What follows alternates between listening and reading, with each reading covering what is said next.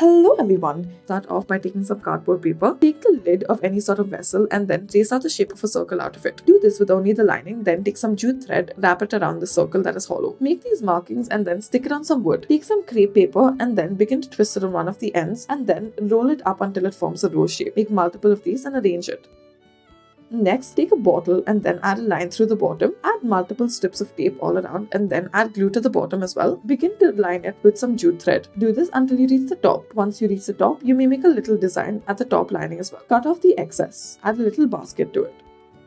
Next, take multiple wooden sticks, break it up. Now, break it up into the small and same size and stick them all together as such. Now, arrange them like you would a fence accordingly. Stick all of these around the base ground that you have created. Now, add a little bed to it and then add your flowers.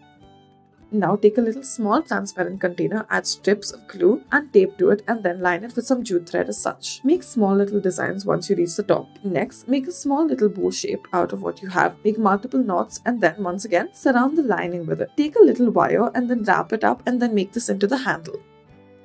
Next, take this blue satin ribbon, fold it up into half after cutting a little bit of it and then using a lighter burn the edges and bend it ever so slightly. Taking multiple of these pieces, stick them together, make multiple layers and then make a flower out of it. Add leaves at the bottom as well. Next, take a glass little jar, take some jute thread, add multiple strips of tape to this glass jar. Now line it with some jute thread and then, as for the topmost lining, decorate it as you please. We have added a little flower with a pearl to it as well.